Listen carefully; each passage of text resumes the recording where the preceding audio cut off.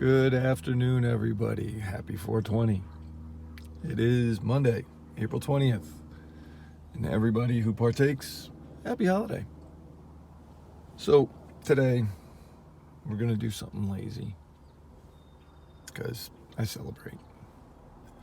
What we're going to do is take these items that I have from Paul and my Cabrio dash, my dimple dash that comes out of a 99.5 to 2001 Cabrio.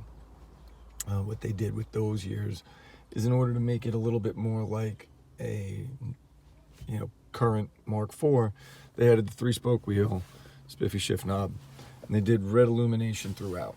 Not a major change or upgrade for a model year, but for us guys who retrofit stuff, it's nice.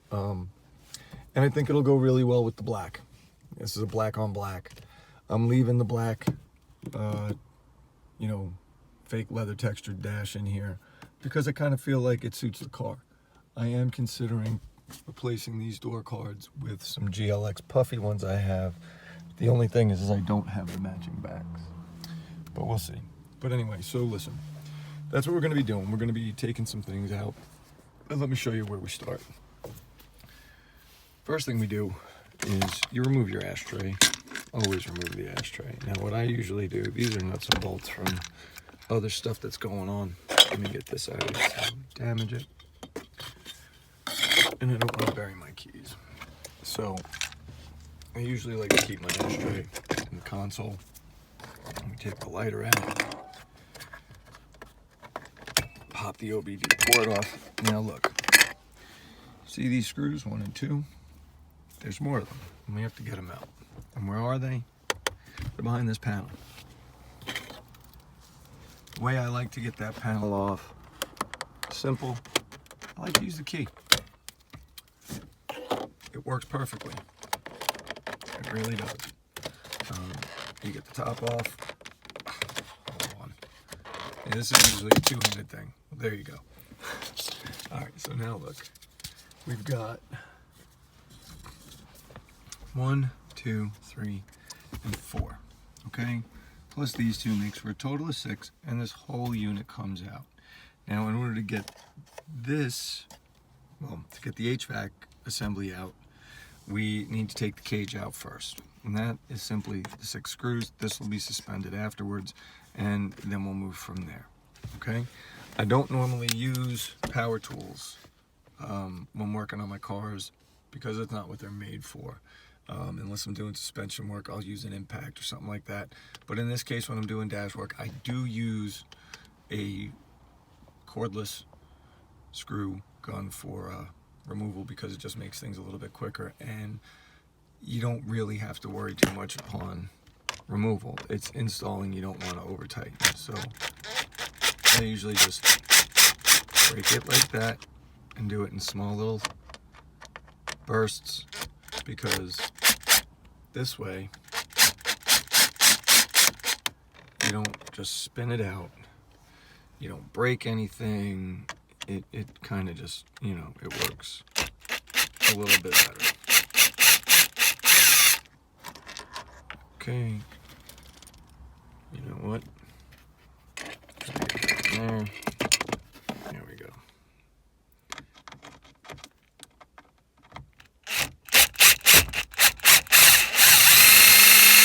All right,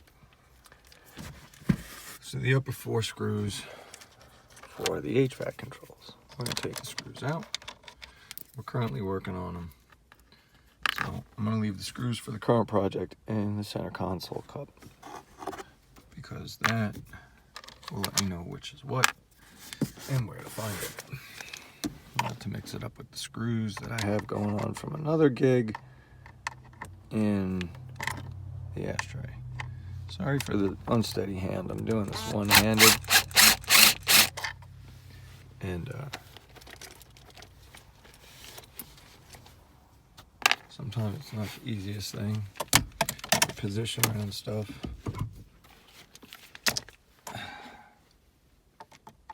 So there we go. All right, there you have it. Now this, see this? What we're gonna do is, before I disconnect anything, if you want to, you can bust out masking tape, okay? And you can give a little flag on each one of these connections, and you can tell yourself what they're for. What I'm gonna do instead is I'm gonna pull out another cage that I have that's already got the red, it's not a cigarette lighter in that, actually. It's 12-volt port that you can't use a cigarette lighter in. So I don't smoke anymore, so I mean, losing the cigarette lighter really doesn't mean shit to me. So we'll get rid of that. And I apologize for the cursing. I'm really trying not to. I sometimes curse like a sailor, and that's something I'm trying to avoid. So anyway, like I said, what I'm going to do is I'm going to put you guys down for a minute.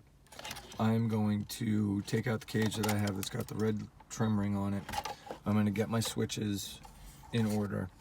Before I install the red cage and move on to doing the HVAC controls, I'm going to give you guys a little indicator as to what to look for when trying to find OEM red illuminated switches. It's easy, and I'll show you where to look when we get there. But to explain what it is you're going to find a part number on each one of these switches. Now these are stock Mark III switches issued in 93 through 99s, we'll say. And they are indicated to be those stock green illuminated switches with the part number designation beginning with 1H, okay? If it's a red illuminated switch from a 99 through 02 Cabrio 3.5, the part number will begin with the designation 1E. So 1H on any illuminated part indicates that it's going to be green. 1E on the back or on the part number location will indicate it is an OEM red illuminated switch. They're getting harder to find, and they're not getting any cheaper. What we are going to do is we're going to do a DIY one of these days when I have some downtime after I've tackled a lot more on this car. And I'm going to show you guys how to make your own illumination of any color you want. It takes a little practice. It takes a lot of patience. And that's it. That's really all it is. We'll get into that though. Like I said, I'm going to take 5. I'm going to put together the other cage. Okay? And we'll move on from there. I'll see you guys in a little bit. Thanks for joining. Hope this helps. All right, so real quick, I'm going to show you guys right now why it's so important to lay these things out before you go unplugging and plugging stuff in. Number 1, Bosch is awesome because they have this thing called Bosch clips. They're called Bosch clips because Bosch clips work only one way. Only one clip can work in one location. It's awesome. To me, anyway. Some people hate it. I love it. So now that you have this matched to what you're removing, you don't really have to pay too much attention because each one of these connections can only be made at the corresponding switch. If you want to, you can tag them, like I said earlier. You can take a picture, whatever it is. You don't have to. Whatever makes it easier for you to go back to and reconnect, that's fine. I'm going to put you back down for a brief hold. I need some coffee, and also it's 4:20, so I got to dip out for a minute. So when I come back, we're going to do some more stuff. Awesome. Important note, when it comes to taking out the OBD connection, okay, what you guys need to remember is this. Unlike every other plug, for some strange reason, the release is from the front, okay? You're going to see a tab there, and a third one at 12 o'clock on the top. There's a lot of different ways you can do this. What I like to do is, for the two sides, I take butter knives. Butter knives are usually pretty thin, but they're not very sharp, so they're kind of safer to handle. Plus, they fit nicely in the channels right there.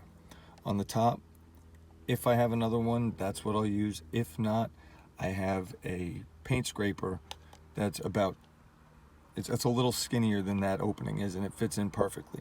You have to release them all at the same time and push the connector back, okay? So it releases from the front and it exits from the back, all right? It's important that you guys know that, all right? See you in a minute. All right, so now it's time to remove the OBD port. Now, like I had mentioned, this releases from the front and exits through the back. Now, one of the easiest ways to do this, I'd mentioned the use of butter knives and things like that, but in reality, the easiest way to do this is you take a little extra time, you turn it around, okay? And with one of your fingers, two of your fingers, you put a little pressure on it, like so, and not much, okay? And I mean that, it doesn't take much. I'm gonna use one finger, I'm gonna put my thumb on the back of the cigarette lighter, okay, like so, see? One finger, no offense, I don't mean to be giving anybody the finger. So, what you do is this, back the thumb out of the way. Okay, so you see the tabs, 1, 2, and 3. Watch this. Let's see if I can get this done.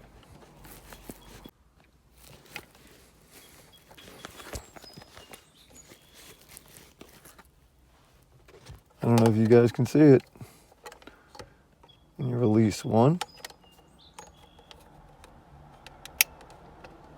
2, 3.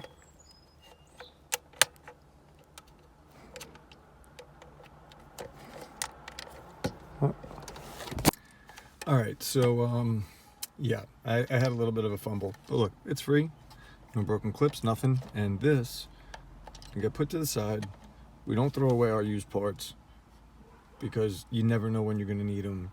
You might find yourself with more than one Mark III, like 1 or 2 more Mark IIIs, or the 4th one, which is in the back, but we'll get there later. You put that off to the side, like so. And then we move over to this, okay? The HVAC unit. It's relatively simple. You literally push it back, twist it a little bit, and drop it like this, okay? You don't take it out. You don't have to. You remove this clip, the center of the back, okay? And then look, again, 1, 2, okay? You're gonna depress these with a small, thin, flat blade screwdriver, and then this little light shroud is gonna come out. So I'm gonna take that out and then show you guys what we're looking at, okay? This is what the inside of the shroud looks like. That illuminates your HVAC, okay? Now, this one's in really good shape. This one has a broken tab. What I'm gonna do is I'm gonna remove the green the green plastic from this one, and I'm gonna be putting in the red one from a 3.5 Cabrio. I'll show you that when it's done. Now, again, like with most things Volkswagen, there are 2 release clips deep in there, okay? And instead of being pushed in to remove it, what you're gonna do is you're going to separate outward, okay? Gonna separate them going outward. So the screwdriver blade is gonna go in between the white and the green, and you're gonna release towards the side, this side, okay? I hope that makes sense. I'm gonna do that, and give me a second.